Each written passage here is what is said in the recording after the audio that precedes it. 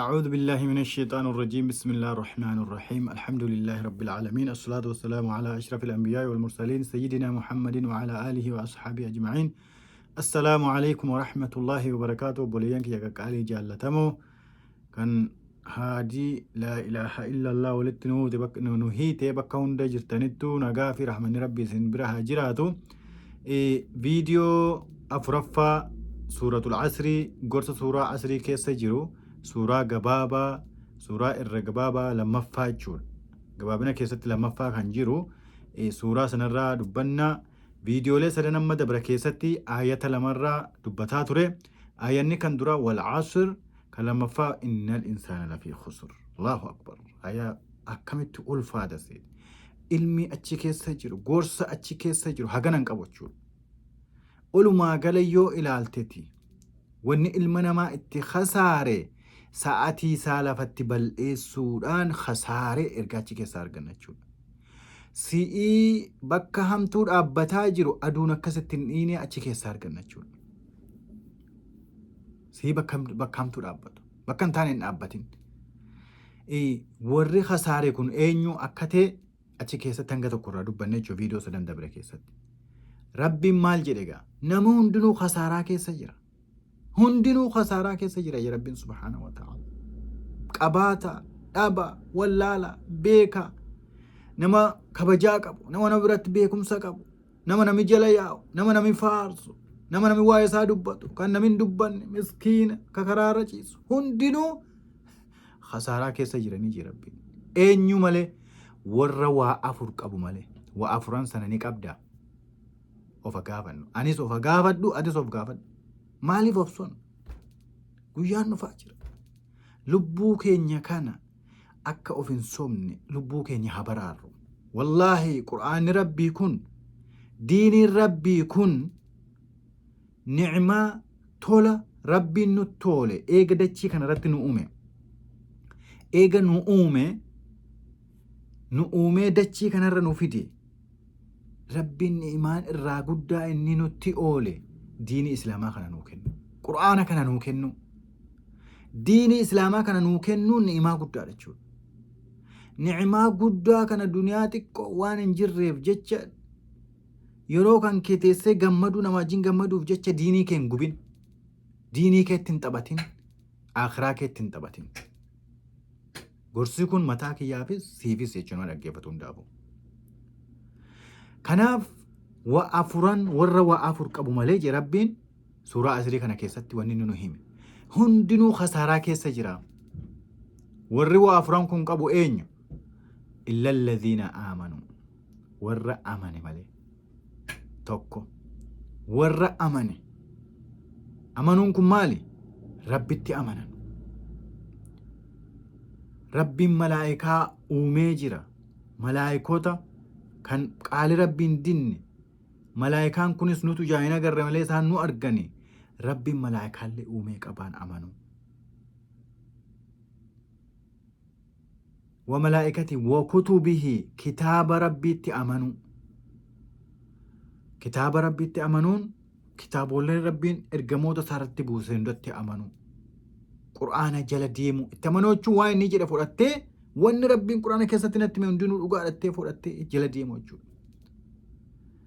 Ammallee ergamoota isaatti amanu. Aadam irraa kaasee hanga Nabi Muhammad sallallahu alaihi wasallam. Ergamoonni kun ergama tokkoon dhufan jechuudha.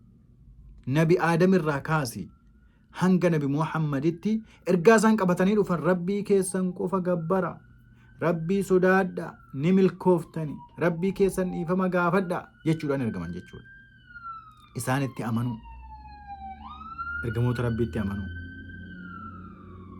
واليوم الآخر قيا آخرات أمنوا قيان آخرة دلقان الرد دلقا جرو كون خير استو شر استو بالربين جزاء الرتنا فكفلوا فتا قيان كياما قيان جزاء قيان غلطا وفاجر جتة أمنوا كان يو أنا من نبر دلقان خير ست جبات بر كان يو أنا من نبر هم تورا أبتشون ست جبات بر وني نمني هم تورا أبتشون ست جبات خيرين الطلفات مالي guyyaa akhiraatti ame imaana guyyaa akhiraa laaffatee jira jechuudha. Namni dhugumaan guyyaa akhiraatti amane dalagaan khairillee ni laaffata. Hamtuurraa dhaabbachuun illee ittiin jabaatu jechuudha. Guyyaa akhiraatti amanuun imaana jechuudha. Imaana rabbiin as keessa nu dubbate kan. Wabil qadari qadara rabbiin waan duraan rabbiin dabarsee murteessee dabarsetti amanu. Kana jechuudha. Illa alladhiina amanu. Tokkoffaan imaana qabaachuu tokko jedhe. Imaana keechi deebitee cheeggootee imaana kee jabeeffachuun eenyuu qabdi gaa? Ana qabdi. An imaana kee jabeeffachuun ana qaba. Irratti dalaguun rabbii ofii kadhachuun. Ergamaan rabbii alayhi salaatu wassalaam maal jedhe? Imaana keessan akka rabbiin isiniif haaromsu rabbii keessan kadhadhaa. Imaanni kun garaa namaa kana keessatti ni bututee akka huccuun yeroo kaatamee yeroo dheeraa irra ture akkam ta'a inni ciccitaamne akkas ta'aa jedhe. Ni moofaa jee isin keessatti. Akka rabbiin isiniif haaromsu du'aa godhadhaa jee rabbi ergamaan rabbii alayhi salaatu wassalaam. Imaanni kun akkamitti haaroma? Uumaa rabbii kana keessa gallallaaluu. Quraana rabbii kana qara'uu. Uumaa rabbii kana laaltee imaana idaachuu. Hasan al-Basri rahimahullah maal jedhe? Imaana jechuun maali? maal jedhe? Al-iimaanu وليس الإيمان بالتحلي ولا بالتمني جدي. إنما الإيمان ما وقر في القلب وصدقه العمل كما قال الحسن البصري. إيمان نكون هويل أن انتو أما اللي وانو في التدبدي قبار رامز في تقوتو ميتشول. إيمان نكون مالي جنان وان قلبي كان كيسا قديبو يجد أسكيسا تشول بكي إيمانا ما وقر في القلب وان قلبي كيسا قديبو قلبي كيسا قسبته وصدقه العمل دلقان الدقومس. نمي قريم بروان سنجرو إجابه في الرقاي إجابه بر إيمانس كيسا جرا برو إجابه في الرنكين يعني هو إيمان إجابي هو إيمانس كيسا جرا تمال تجابك بريدا وفتشو سيرورك إيماني كونا كس كيسا جرا أرقوداف دلقان قبار رارقمو قبچو أكاجي حسن البصري دلقاتو سرقومسو قبجي إيمانيتشون وان قلبي كان كيسا كسبته جي. قرآن كيسا تربين هدو را دبته جور إيمانا كان الرا eenyu mu'minni dhugaa imaana atbar yoo imaana qabaatte mu'mina taatabar. Imaana namni qabu maal jedhama? Mu'mina taachuudha. Nama mu'minaa jedhama. Duuba rabbiin maal jedhe? Eenyu mu'minni? إنما المؤمنون الذين إذا ذكر الله وجلت قلوبهم وإذا تليت عليهم آياته زادتهم إيمانا وعلى ربهم يتوكلون. الله أكبر.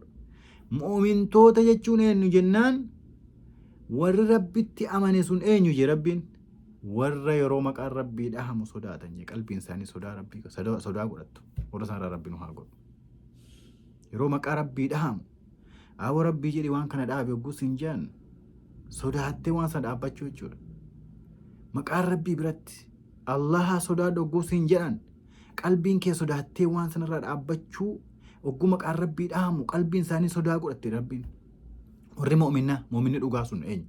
Warra yeroo maqaan rabbii dhahamu gorsi maqaa rabbiitiin himamu awoo rabbii jedhe Allahadhaa jedhi waan kana dhiisa ogguu jedhaniin qalbiin isaanii sodaattee ollattee waan sanarraa dhaabbatan jechuudha.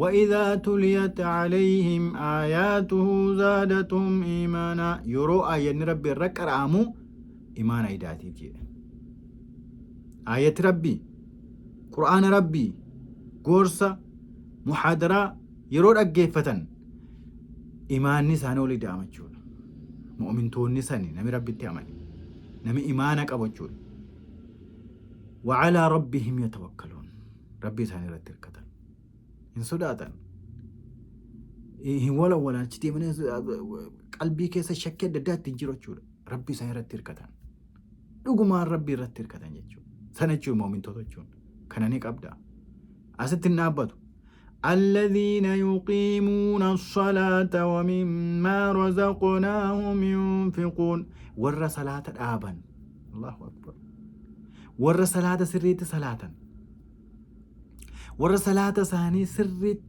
يرو سارت خشوع ساتي ولين أركان ساتي ولين سنة ساتي ولين جماعة كيست صلاة الآبونكم بر ور صلاة نجني بر ور صلاة الآبان مؤمنة جنور رقمي ور صلاة ثاني تجبا yeroo baallama doktoraa qabatan sa'aatii salaataa irratti hin qabatan. Maaliif salaatatti itti jabaadha? Yeroo bakka tokko dalagaa tokko seenan sa'aatii salaata kiyyanan orgaa wanni kun jedhee dalagaa sanaaf ijoolleetti ilaala. Waanuma guutuu hunda keessattuu salaata keetti ijoolleetti qiyaasta jechuudha namni mu'uminaa. Salaata isaan biratti jabaadha warra salaata dhaaban jedhe. Dubartiin mana keessatti ijoollee solee qabdee kan jamaa wajjin salaattu. Salaata sirriitti dhaabuun sani. Gariin laa ilaaha illa. Haadha meeqatu ciiftee ijoollee hankaa salaata. Mee ofiifuu salaata dura silaa haadhi ofii seetiif bar iseen kun bar dura buutuudhaa miti. Seen dura ofii salaattee wuxuuttee teessee ilmaan see kana eeguu qabdi. Malee achi ciiftee ilmaan hin kaa salaata. Salaattanii salaata akkamiiti? Salaati walii wajjin salaatama salaanni. Warra salaata isaanii jabeessan jira. Warra salaata isaanii dhaaban. ومما رزقناهم ينفقون warra waan nuti laanneef irraa saddaqatanii sadaqaa kennatan jechuudha. Iddoo hin naami takka itti qabatanii hin ta'an waan rabbiin kenneef irraa ni kennatan. Warra sanatu mu'umina jedhamaa jira rabbiin subhaanahu wa ta'ala. Mu'umina jechuun san jechuudha. Tokkoffaan warri nagaa bahu guyyaa borii waa afur keessaa ka duraa ka barbaachisaan imaana jechuudha. Rabbi ofii kana beekanii itti amanu. Warra imaana qabu rabbi nu haa godhu. Lammaffaan maal akka ta'e viidiyoo dhufu keessatti walitti deebina. Assalaamu alaikum wa rahmatullahi wa barakatuh.